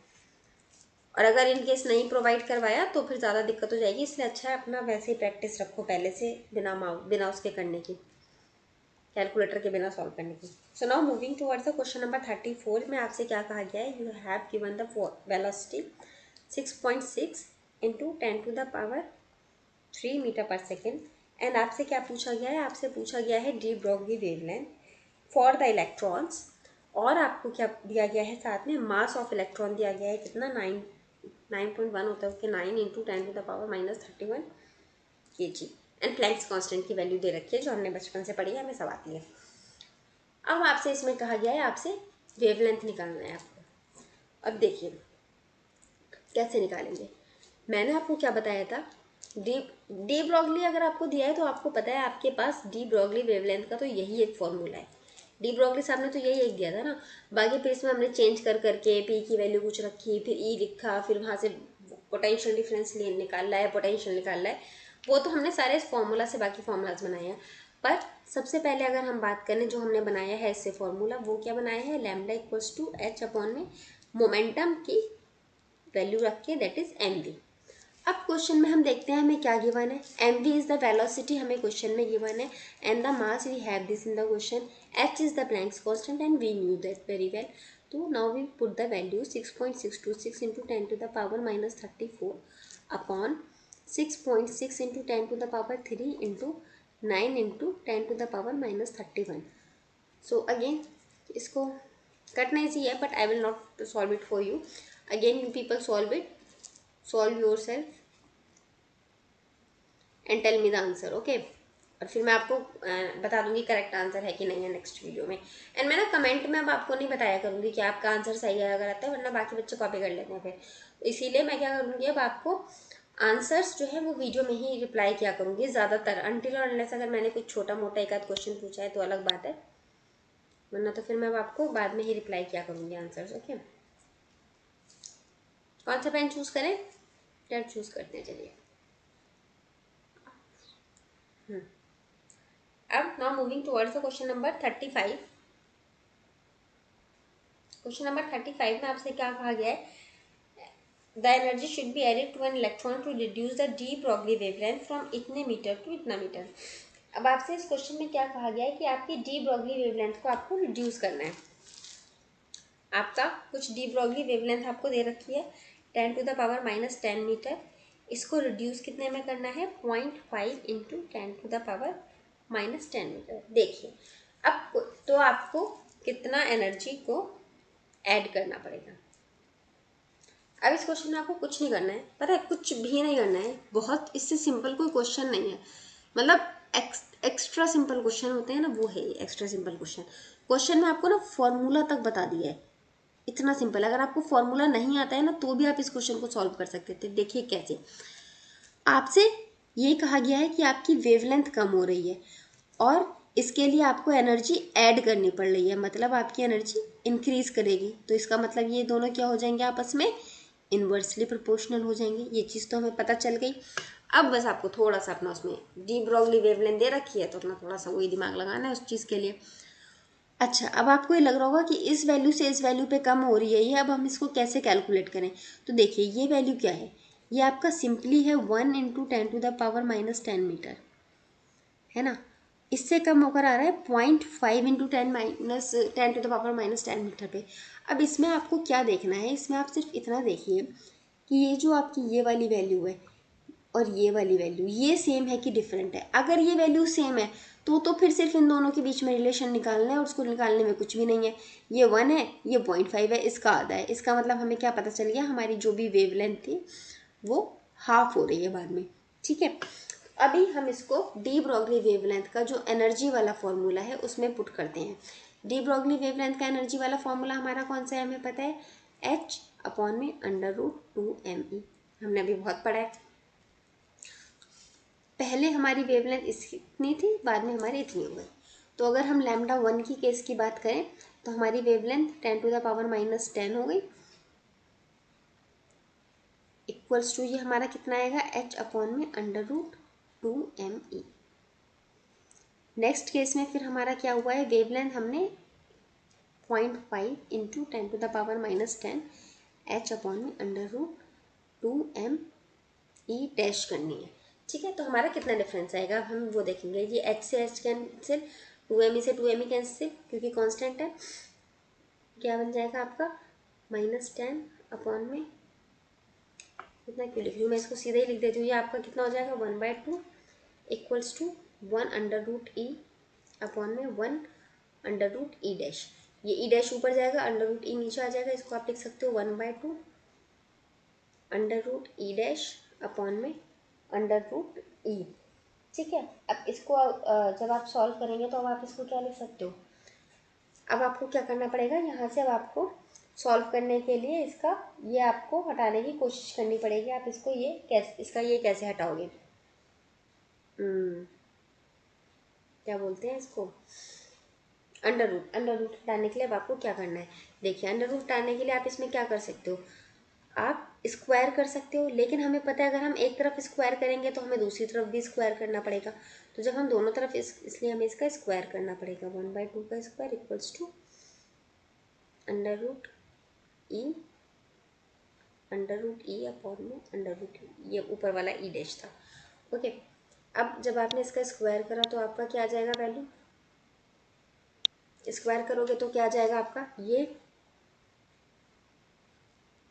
वाला टर्म भी आपका स्क्वायर होगा ना पूरा, तो आपका आएगा ये वाला स्क्वायर करके 1/4 और इसका स्क्वायर करके क्या आएगा E'/E। इस E को आप इधर ले जा सकते हो, E 1/4 equals to E dash. अब let me check the options. Okay, questions में आपसे पूछा गया है कि वो उसका थ्राइस हो जाएगा, 4 टाइम्स हो जाएगा, कितना टाइम्स हो जाएगा। तो अब आप इससे क्या पता लगा सकते हो कि आपकी कितनी हो जाएगी एनर्जी। यहाँ पर आपने इसको सॉल्व करके देखा होगा तो ये आपका कितना आएगा, ये जो आएगा ये आएगा आपका 4 टाइम्स ऑफ ई डैश। तो आपकी कितनी एनर्जी हो जाएगी, वो उसकी 4 टाइम्स हो जाएगी। ओके, तो आपका क्या आ जाएगा, करेक्ट आंसर इसका आ जाएगा ऑप्शन नंबर 1। ठीक है, अगर कहीं भी कोई भी डाउट हो तो प्लीज़ पूछिएगा, क्योंकि कैलकुलेशन वगैरह कभी कभी हो जाता है ना ज़्यादा, तो और फिर साथ में कॉन्सेप्ट भी समझाना होता है, तो कभी होता है कि कुछ समझ में नहीं आ पाता है। तो आप प्लीज़ उसको कमेंट बॉक्स में पूछ लिया करिए, तो मैं उसको ना आपको नेक्स्ट जो भी आपका हम सेशन करेंगे उसमें मैं वो आपको अच्छी तरह से समझा दिया करूँगी। अब देखिए आपसे नेक्स्ट क्वेश्चन में क्या कहा गया है। नेक्स्ट क्वेश्चन में आपसे कहा है कि हमारे पास हमें डी ब्रॉगली वेवलेंथ जो है इस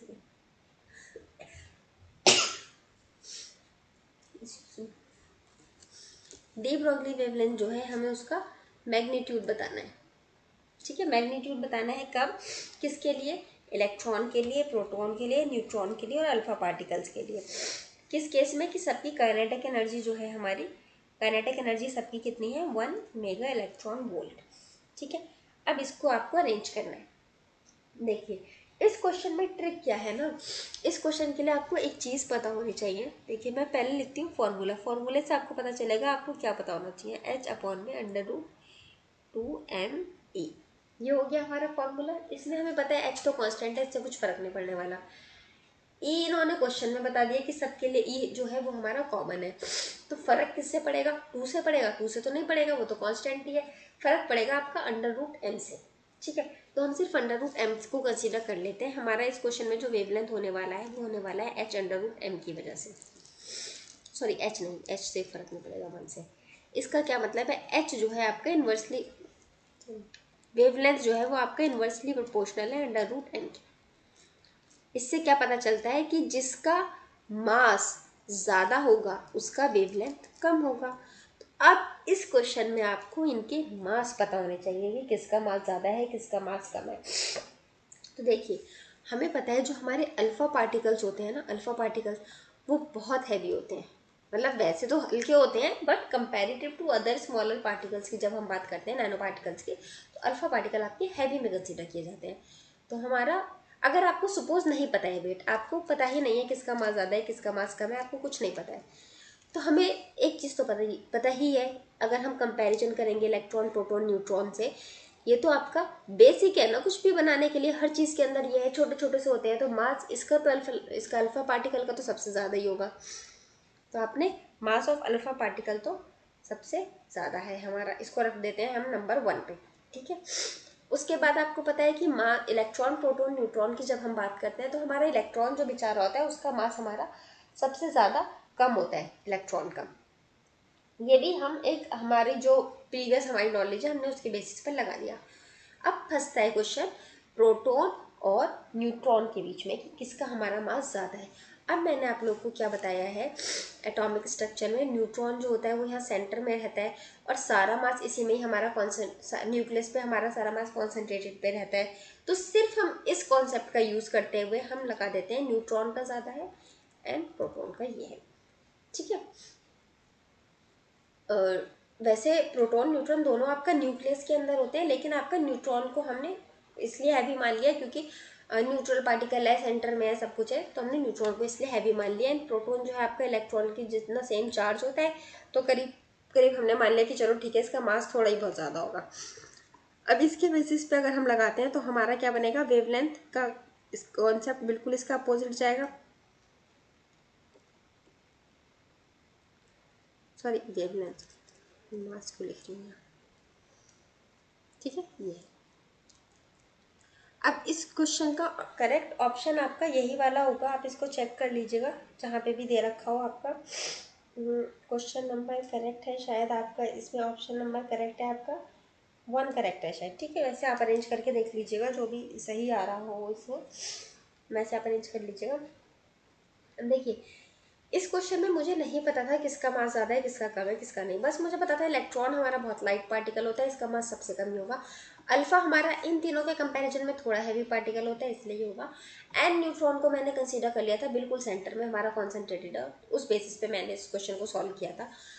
अगर आप लॉजिकली चीज़ों को रिलेट करके सॉल्व कर सकते हैं ना, जिसको हम कहते हैं तुक्का लगाना, लेकिन लॉजिक से अगर वैसे कर सकते हैं तो प्लीज़ गो फॉर इट। और अगर आपको लॉजिक से नहीं क्वेश्चन कर सकते हैं, सॉरी, लॉजिक से नहीं कर रहे हैं, सिर्फ हवा में कर रहे हैं, तो प्लीज़ मत करिएगा। तो फिर आपका जो है आंसर ना वो गलत हो जाएगा, फिर उसमें ज़्यादा रिस्क मत लीजिए। ओके, अब हम यूज़ करेंगे पिंक पेन। अभी तक हमने पिंक पेन नहीं यूज़ किया ना।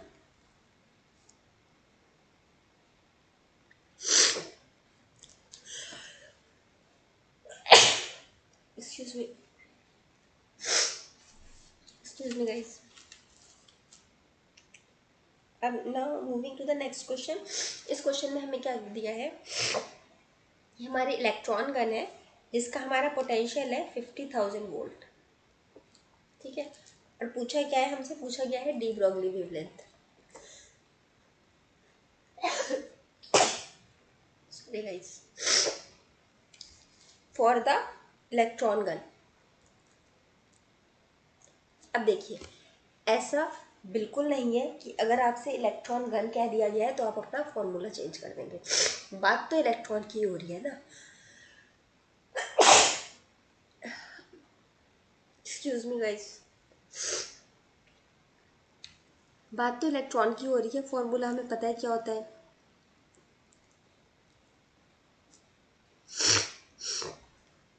This is the formula. अब हम इसमें v की इस पोटेंशियल की वैल्यू पुट कर देते हैं। सिंपली कुछ करना ही है इस क्वेश्चन में।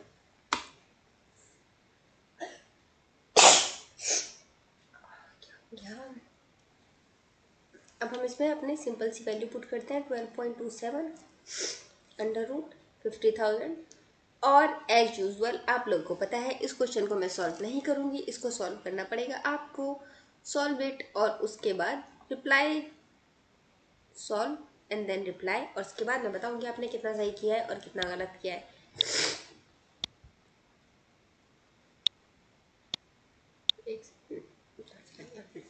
अरे यार,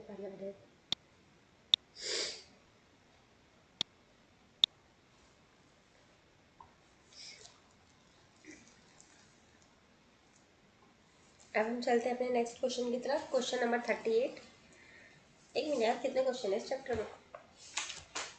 अरे यार बहुत क्वेश्चन है इसमें तो। Question number 38। क्वेश्चन नंबर 38 में हमारा क्या दिया है, हमें दिया गया है mass of the neutron. Mass of neutron हमें कितना दिया है, 1.7 इंटू 10⁻⁻27 kg। एंड आपसे क्या कहा गया है, डी ब्रॉगली वेवलेंथ आपसे निकालनी है न्यूट्रॉन के लिए। कब, जब हमारी उसकी एनर्जी है कितनी, 3 इलेक्ट्रॉन वोल्ट। अब देखिए इस क्वेश्चन से हमें क्या पता चल रहा है, इस क्वेश्चन में हमें अब कौन सा फॉर्मूला लगाना होगा।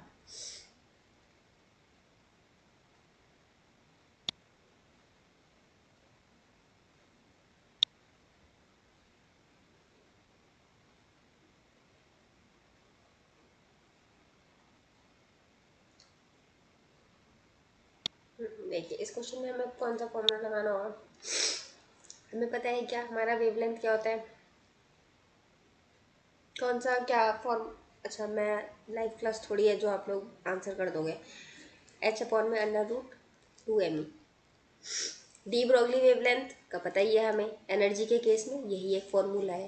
तो अब इसमें हम क्या करेंगे, अब हम इसमें करेंगे वैल्यूज पुट।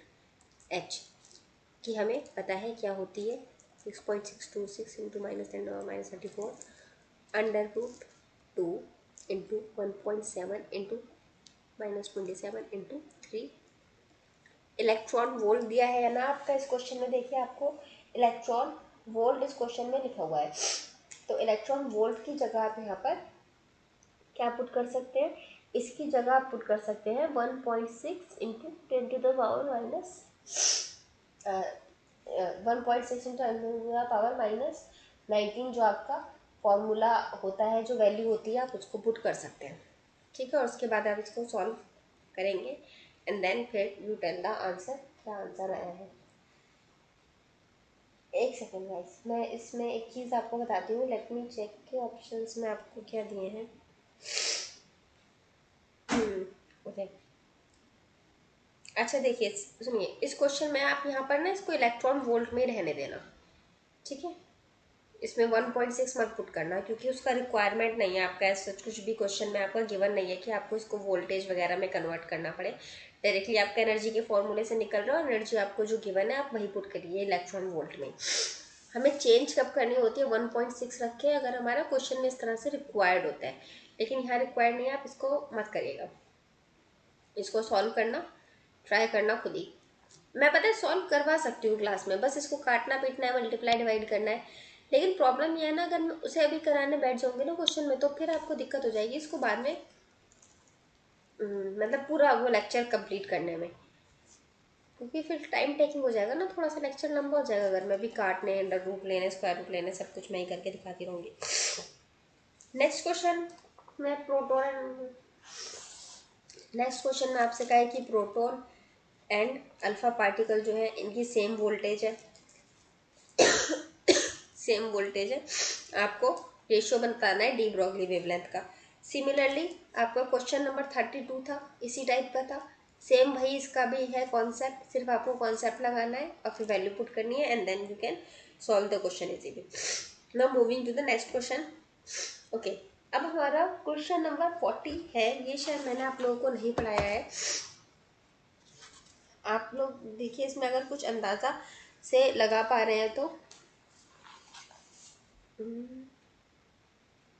नहीं पढ़ाया है मैंने, पढ़ाया है आपको, टेम्परेचर वाला मैंने आपको दिया है कॉन्सेप्ट।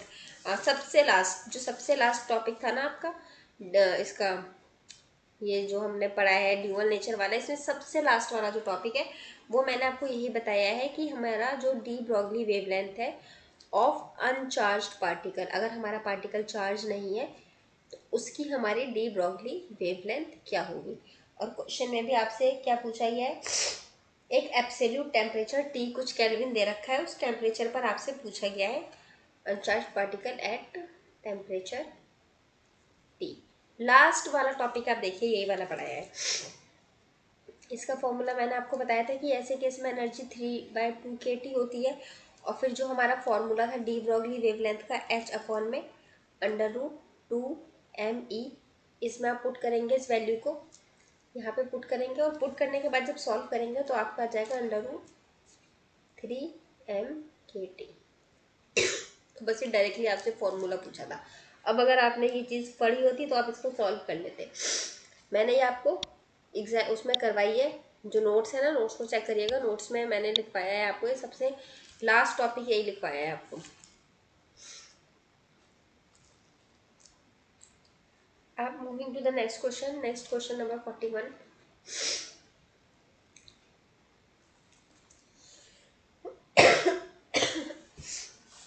क्या बोला गया इसमें आपसे भी, de Broglie wavelength associate with the electron revolving in the nucleus in the hydrogen and the ground state.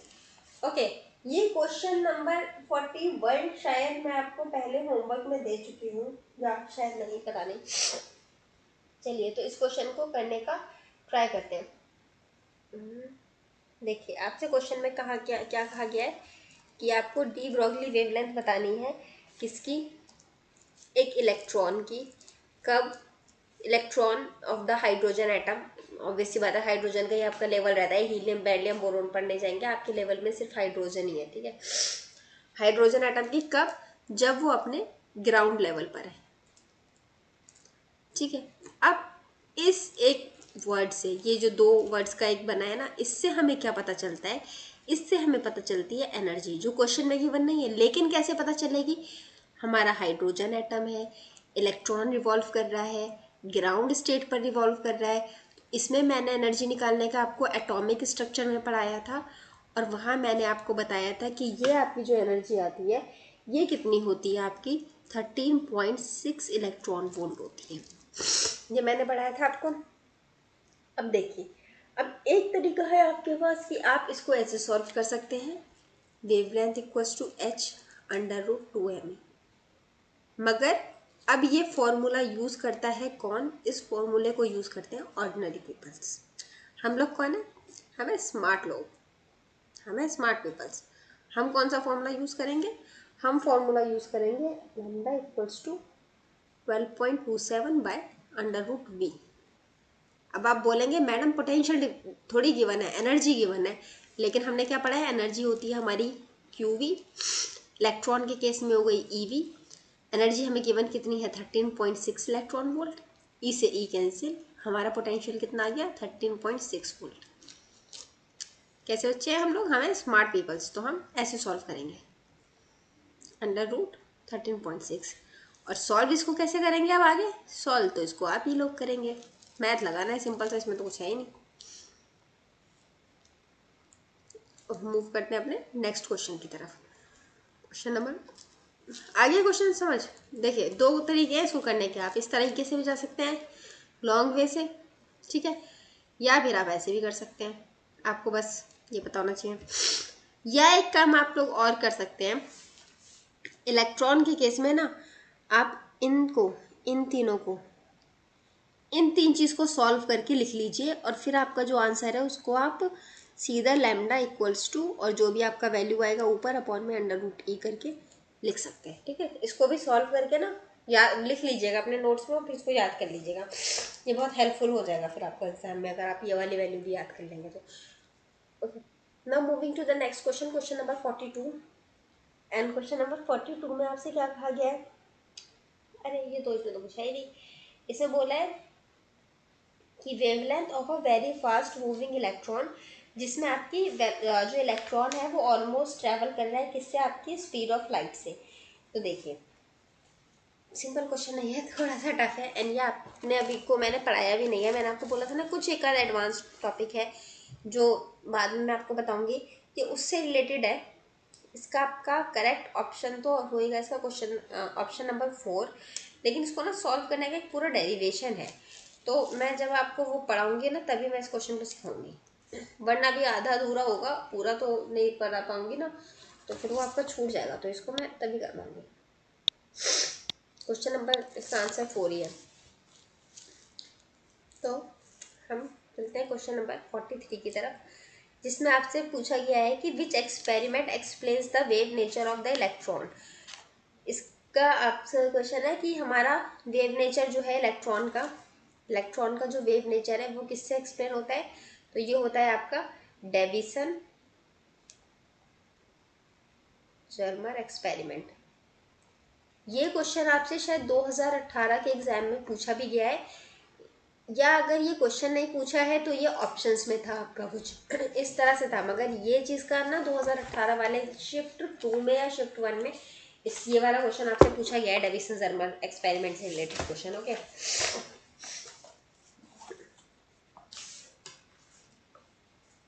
Okay, अब ये ना आपका मैंने डेविसन जर्मर एक्सपेरिमेंट जो है ना, ये मैंने आपको अभी पढ़ाया नहीं है, मैं इसको आपको बाद में पढ़ाती हूँ। तो इससे रिलेटेड अभी आपके बैक टू बैक 3-4 क्वेश्चंस हैं, उन क्वेश्चंस को हम फिलहाल के लिए छोड़ देते हैं, इसीलिए क्योंकि वो आपका डेविसन जर्मर एक्सपेरिमेंट से रिलेटेड क्वेश्चन है, और ये मैंने भी आपको नहीं पढ़ाया है, तो जब पढ़ाऊंगी तभी मैं आपको इससे रिलेटेड क्वेश्चंस भी करवाऊंगी। मैं आपको ना गाइस अपने अपने हिसाब से पढ़ा रही हूँ, मुझे जो टॉपिक लगता है कि अच्छा ये टॉपिक पढ़ाना चाहिए, ये टॉपिक पढ़ाना चाहिए। अब टफ टॉपिक पहले पढ़ा दो तो बात नहीं बनेगी ना, तो मैं इसको आपको, टफ नहीं है, बस एक एक्सपेरिमेंट है सिंपल का। आपका ट्यूब होता है, ये ट्यूब होती है, किस चीज़ किस पर लाइट करती है, सेम वही एक्सपेरिमेंट है जो आपने पहले पढ़ा है, बस ये डेविसन साहब ने भी थोड़ा अलग सेटअप कर दिया इसका, तो ये उनके नाम से एक अलग एक्सपेरिमेंट हो गया। बात वही निकल के आई है, बात इन्होंने कुछ अलग नहीं निकल के आई है, चीज़ वही है जो आइंस्टीन साहब कह रहे हैं। अब आपका क्वेश्चन नंबर 48 पर आ जाइए आप लोग डायरेक्टली। उससे पहले कि आपके जो क्वेश्चन है वो डेविसन जर्मन एक्सपेरिमेंट से रिलेटेड है, मैं इसको आपको जब पढ़ाऊंगी ना तभी करा दूंगी। ओके, एक मिनट, बहुत लंबा लेक्चर तो नहीं हो गया कहीं? ओके, एक ही घंटे का ही हुआ है। ओके, इसमें क्या क्या कहा गया आपसे? An electron and proton have the same D Broglie wavelength, और आपसे पूछा गया है कि kinetic energy of the electron आपको बतानी है आपकी कितनी होगी, ठीक है। The electron and the proton have the same D Broglie wavelength, what is the kinetic energy of the, देखिए क्वेश्चन में कुछ नहीं है, आपका वही चीज़ है जो हमने फॉर्मूला पढ़ा है, wavelength equals to h upon में √2me। आपका वेवलेंथ सेम दे दिया, h तो सेम ही है, 2 सेम ही रहेगा। आपका मेन आपका मास पे, इस पे मास पे डिपेंड करेगा, जिसका मास ज़्यादा होगा उसके बाद तो चलेगी। देखिए ऐसे लिख सकते हैं, हमारा जो एनर्जी है वो आपका इन्वर्सली प्रोपोर्शनल है मास के। दोनों ही अंडर रूट में था, अंडर रूट दोनों को हटा दो तो आपकी, अगर आप kinetic energy of electron upon में काइनेटिक एनर्जी ऑफ प्रोटॉन, आपका ऐसे बनेगा मास ऑफ प्रोटॉन अपॉन में मास ऑफ इलेक्ट्रॉन। तो आप यहाँ पे देख लीजिए मास किसका ज़्यादा है, हमारा मास हमारा ज़्यादा होता है प्रोटॉन का। अगर प्रोटॉन का मास ज़्यादा है तो हमारी इलेक्ट्रॉन की एनर्जी इसका मतलब ज़्यादा होगी, तो इलेक्ट्रॉन की एनर्जी हमारी कैसी हो गई, मोर देन काइनेटिक एनर्जी। ठीक है, यहाँ से आप ऐसे कर सकते हैं। अब आपसे पूछा है कि डी ब्रॉगली की जो इक्वेशन है वो क्या चीज़ हमारी शो करती है। तो हमने मैंने आपको पढ़ाया है question number 49, sorry question number 49 पे मूव करिए।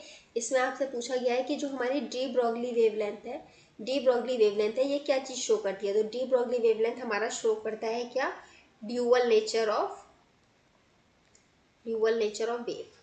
ठीक है, ड्यूअल नेचर ऑफ वेव कैसे शो करता है ये अपना, बाय पार्टिकल एंड वेवलेंथ दोनों को ही अपनी इक्वेशन में इन्वॉल्व करके। कैसे इन्वॉल्व करता है ये दोनों चीज़ों को अपनी इक्वेशन में, ये हमने पढ़ा है P equals to H by lambda. कैसे इन्वॉल्व करता है, P equals to H by lambda से। Okay, no moving to the question number 50 पे एंड कर देंगे अगर लंबा लेक्चर हो पाएगा ना। What will be the de Broglie wavelength the velocity. D Broglie wavelength का क्या होगा अगर आपकी वेलोसिटी इंक्रीज कर जाएगी। हमें पता है h/p, इसको हम कैसे लिख सकते हैं, h/mv। क्या बोला है, डी ब्रॉगली की वेलोसिटी अगर आपकी इंक्रीज कर जाती है तो आपकी डी ब्रॉगली वेवलेंथ क्या हो जाएगी, ऑब्वियस सी बात है डिक्रीज कर जाएगी। क्यों, क्योंकि आपका इन्वर्सली प्रोपोर्शनल है। And now the question number 51 में आपसे क्या कहा गया है, आपसे कहा गया है कि वेवलेंथ आपका है 4। ठीक, मैं थोड़ा फास्ट करवा रही हूँ गाइस इसलिए ताकि हमारा खत्म हो जाए आज और हमें ज़्यादा ना इसको टालना पड़े। और आपसे क्या पूछा गया है, इफेक्टिव मास पूछा गया है आपसे, एंड द मोमेंटम पूछा गया है आपसे फोटोन का। तो देखिए इस केस में आपको पहले क्या सॉल्व करना पड़ेगा, आपको सॉल्व करना पड़ेगा पहले इसको मोमेंटम के लिए, क्योंकि हमारा मोमेंटम और इसके बीच में वेवलेंथ के बीच में डायरेक्ट रिलेशन है h/वेवलेंथ वाले फॉर्मूले से। इसको जब आप सॉल्व कर देंगे, अच्छा रुकिए इस क्वेश्चन को मैं आपको बता देती हूँ कैसे करना है सॉल्व।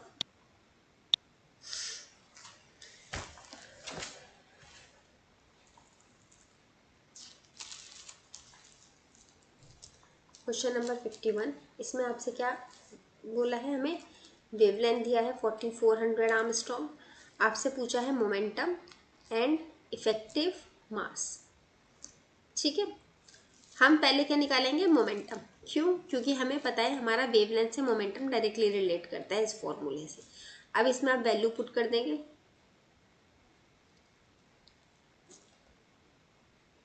अच्छा 6.626 मैंने आपको बताया, आप इसकी जगह 6.6 भी यूज़ कर सकते हैं या 6.63 भी कहीं कहीं यूज़ कर सकते हैं। एग्जाम में 6.6 यूज़ कर लीजिएगा, थोड़ा इजी पड़ जाएगा आपको और थोड़ा अप्रॉक्स वैल्यू आएगी। पहले ऑप्शंस देख लीजिएगा, ऑप्शंस में अगर डिफरेंस है अच्छा खासा 4-5 नंबर का डिफरेंस है ऑप्शंस में, तो यू कैन गो फॉर 6.6। अब भाई पॉइंट वाले आंसर दे दिया आपसे तो फिर वहाँ पे कुछ नहीं कर सकते हम लोग, फिर आपको पूरा ही वैल्यू एग्जैक्ट लेके करना पड़ेगा। ठीक है, अब आप इसको जब सॉल्व करेंगे तो आपका कुछ वैल्यू आ जाएगा मोमेंटम का। ठीक है, सॉल्व करना पड़ेगा इसको आपको खुद ही। उसके बाद हमें क्या पता है, वेलोसिटी के बारे में हमें पता है कितनी है वेलोसिटी हमारी। देखिए आपसे सवाल में क्या चीज़ दी हुई है, एक मिनट, हाँ सवाल में आपको दिया गया है फोटोन। फोटोन क्या होता है, फोटोन होते हैं हमारे पैकेट, किस चीज़ के, लाइट के। लाइट के पैकेट होने का क्या मतलब है कि हमारा जो फोटोन ट्रैवल करता है वो किस स्पीड से ट्रैवल करेगा, हमारा स्पीड ऑफ लाइट से। इससे हमें क्या पता चल जाएगा, स्पीड ऑफ लाइट हमें पता ही है, बचपन से हमने पढ़ी है 3 × 10⁸ मीटर पर सेकेंड, बचपन से पढ़ते हैं, इसमें तो कोई नई बात ही नहीं है। और हमें पता है हमारा मोमेंटम कितना है, मास इंटू वेलोसिटी होता है। फोटोन के केस में हमारा मास इंटू वेलोसिटी की जगह हम सी पुट कर सकते हैं, क्योंकि स्पीड ऑफ लाइट को हम सी से नोट करते हैं।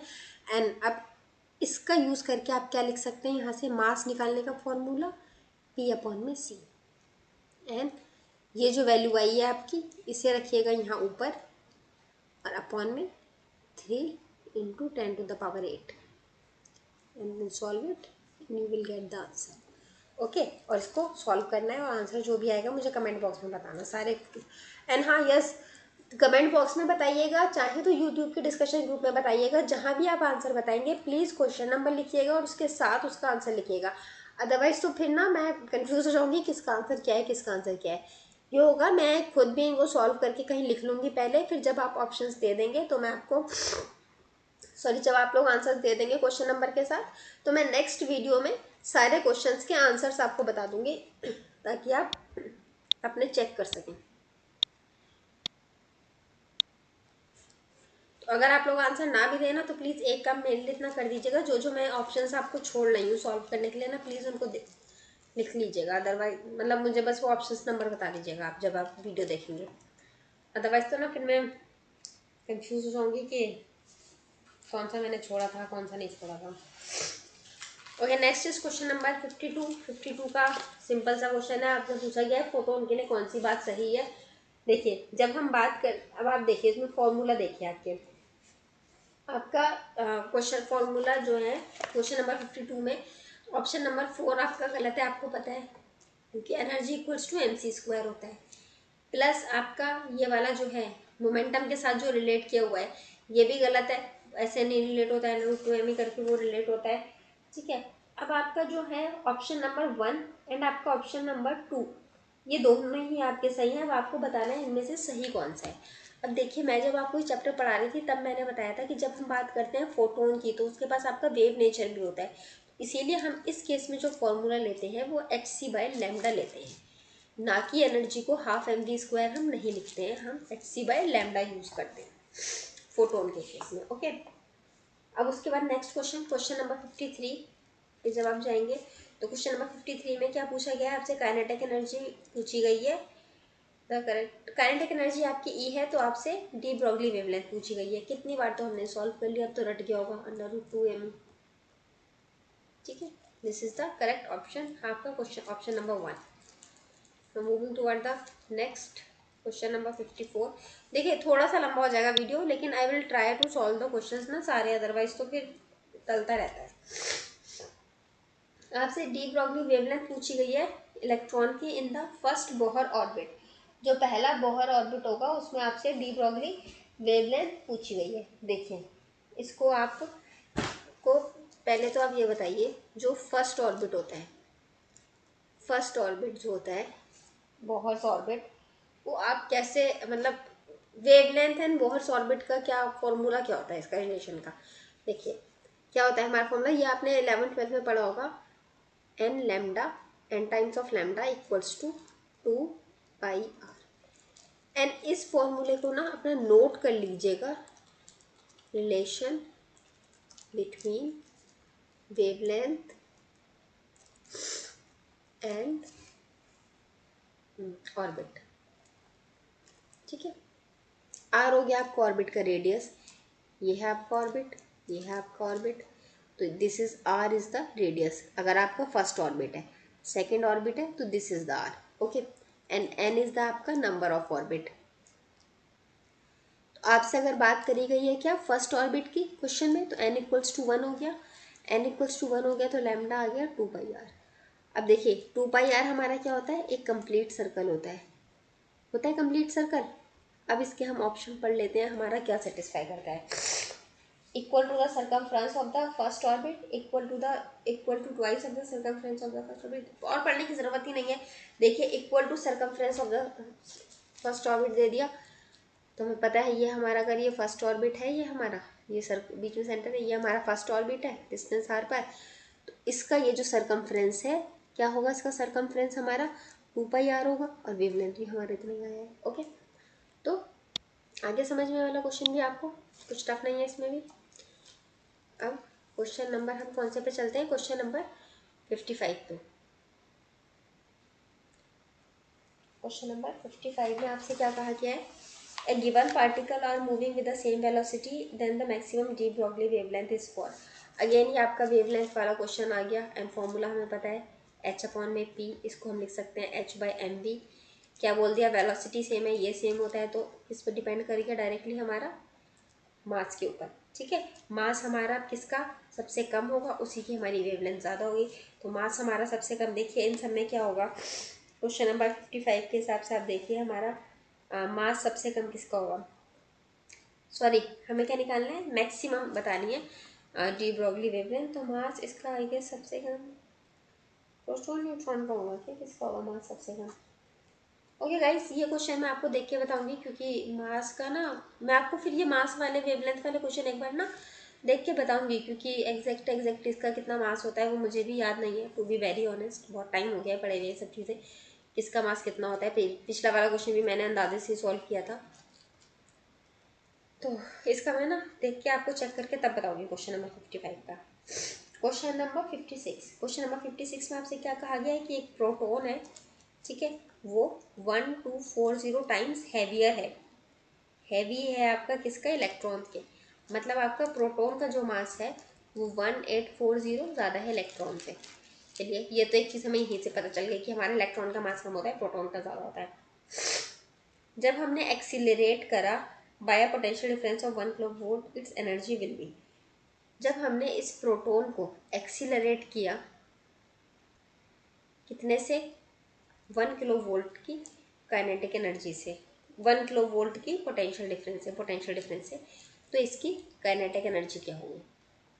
अब देखो भैया, कोई ना कोई चीज़, हम जो भी कोई चीज़ ले रहे हैं दुनिया के, प्रोटॉन इलेक्ट्रॉन नहीं, दुनिया की कोई भी चीज़ ले लो, ये किसी और चीज़ के कंपैरिजन में ज़्यादा कम भारी कुछ ना कुछ होगी, या हो सकता है बराबर भी हो अगर आपने सेम वेट का ले लिया, लेकिन अगर वेट वगैरह का डिफरेंस ले रहे हो तो कुछ ना कुछ डिफरेंस रहेगा, ज़्यादा भी हो सकती है, कम भी हो सकती है। मगर अगर आप इसको काइनेटिक एनर्जी देते हो तो ये मूव करेगा ना अपनी मतलब इसको अगर आप कुछ पोटेंशियल डिफरेंस देते हो, फोर्स देते हो, धक्का लगाते हो, कुछ भी करते हो, तो ये अपनी एनर्जी से मूव करेगा ना, उसका इससे तो कुछ रिलेशन नहीं है कि इससे कितना ज़्यादा था कितना कम था।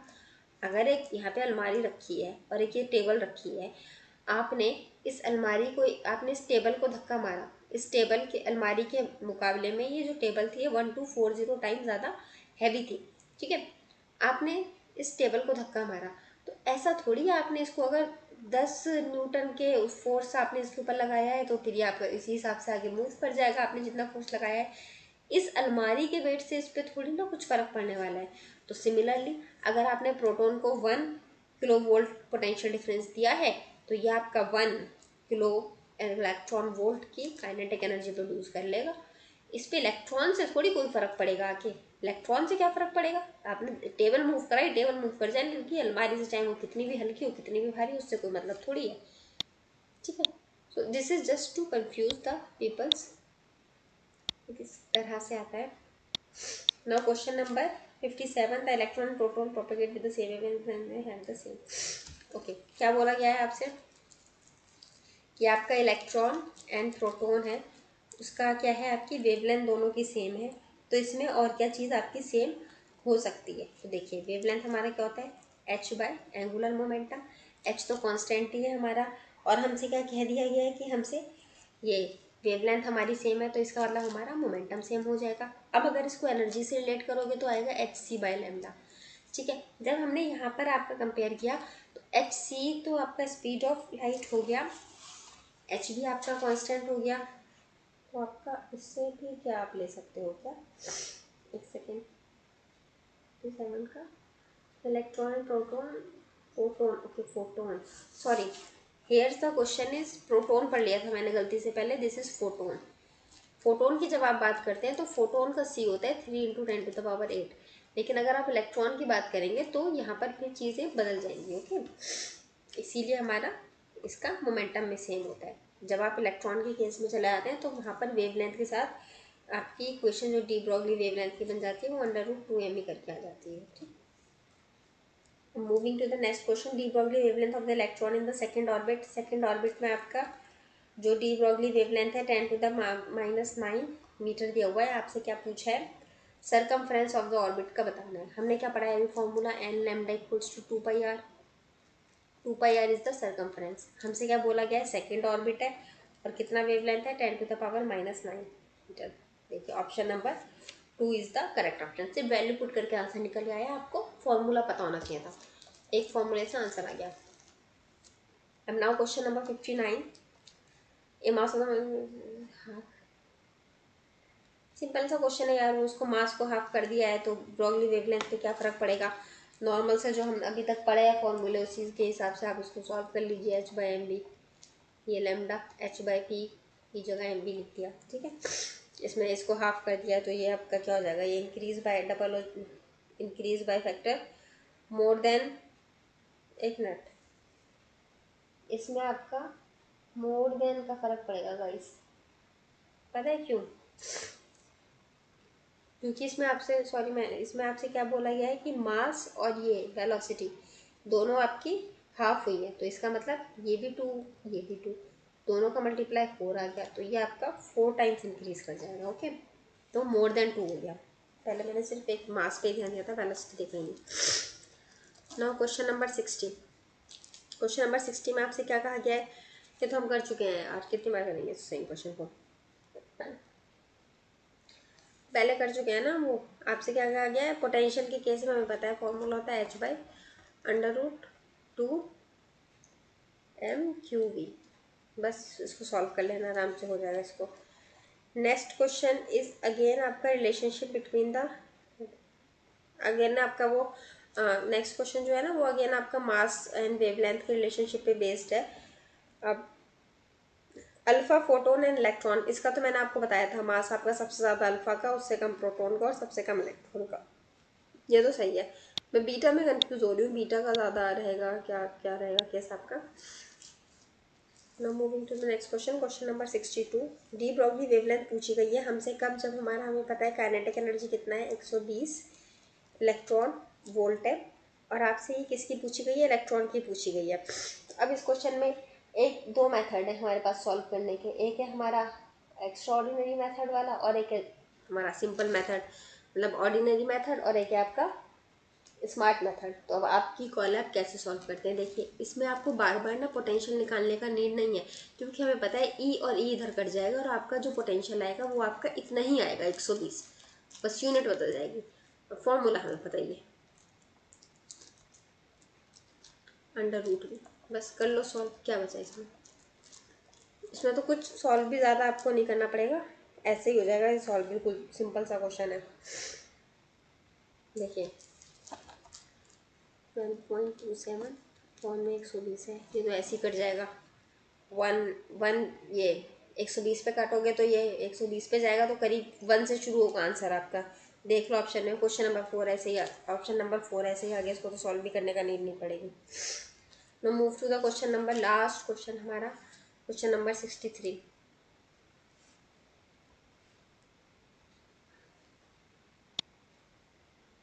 क्वेश्चन नंबर 63 में आपसे क्या बोला गया, अरे यार कुछ कैलकुलेशन वाला नहीं है। आपसे वेवलेंथ ऑफ प्रोटॉन दी है and wavelength of the alpha particle दी है, आपसे बोला गया है एंड ऑफ, उनकी क्या बोली गई है, काइनेटिक एनर्जी दोनों की आपकी सेम है। तो अब हमें पता है हमारा फॉर्मूला क्या होता है वेवलेंथ और काइनेटिक एनर्जी का, 1/√2mv। ये हो गया हमारा, हमें पता है। और अब इसको सॉल्व कर लीजिए आप लोग, हमें पता है रिलेशन क्या बनेगा, कैसे बनेगा। ठीक है, अब इसको आप लोग, ये एंड हो गए क्वेश्चन सारे हमारे, जितने भी हमने क्वेश्चंस दिए थे मैंने आपको, वो सारे यहाँ पर एंड हो गए हैं। और अब ये वाला चैप्टर ड्यूअल नेचर वाला आपका कंप्लीट हो गया है, chapter dual nature of light wave, ये चैप्टर आपका कंप्लीट हो गया है पूरी तरह से। ठीक है, सिर्फ एक चीज़ रह गई है, डेविसन जर्मन एक्सपेरिमेंट वाला, वो मैं आपको करवा दूंगी। एंड आपका एटॉमिक स्ट्रक्चर कंप्लीट हो गया है, उसके बाद हमारा फोटो इलेक्ट्रिक इफेक्ट कंप्लीट हो गया, ड्यूअल नेचर कंप्लीट हो गया। अब हम नेक्स्ट लेक्चर में, नेक्स्ट वीडियो में जो भी होगी उसमें हम नेक्स्ट चैप्टर स्टार्ट करेंगे। और तब तक के लिए आप लोग देखते हैं हमने कितना पढ़ा है। एक सेकेंड, अगर ये छोटा हो जाएगा तो देखते हैं हमारे कितने सारे क्वेश्चन होंगे। ठीक है, हम लोग को सिर्फ थोड़े से क्वेश्चन सॉल्व करेंगे यार।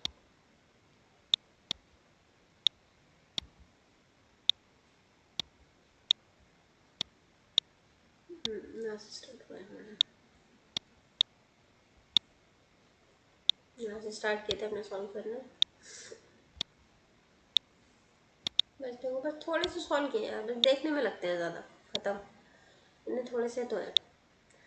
तो अब ये हमारा वीडियो यहाँ पर एंड होता है। अगर आपको ये वीडियो अच्छी लगती है, कुछ भी इन्फॉर्मेटिव लगती है, अगर आपको थोड़ा भी सीखने को मिलता है तो प्लीज़ इस वीडियो को लाइक कीजिए। मैंने इसका फ़ॉन्ट इतना कम कर रखा है कि ये बेचारा पेन चलेगा ही नहीं। लाइक कीजिए, शेयर कीजिए एंड प्लीज़ प्लीज़ प्लीज़ मेरे चैनल को सब्सक्राइब करिए और सबसे सब्सक्राइब भी करवाइए please. So this is it for today's guys. और अगर आपको कुछ भी डाउट है, कुछ पूछना है तो कमेंट बॉक्स में पूछ लीजिए, या फिर बेहतर है आप ग्रुप जो है हमारा डिस्कशन ग्रुप उसमें पूछिए। उससे फ़ायदा ये है कि अगर मैं नहीं भी आंसर कर पाऊँगी ना तो कोई और स्टूडेंट आंसर कर देगा। तो आज इस वीडियो को मैं यहीं एंड करती हूँ। वैसे भी हमारी काफ़ी लंबी हो गई है, करीब 1.5 घंटे की वीडियो हो गई है। एंड चाहे आप पार्ट्स में देखना, मगर कंप्लीट देखना। मैं एंड में बोल रही हूँ तो कोई फ़ायदा नहीं है बोलने का। तो thank you so much for watching the video guys. Here's the end.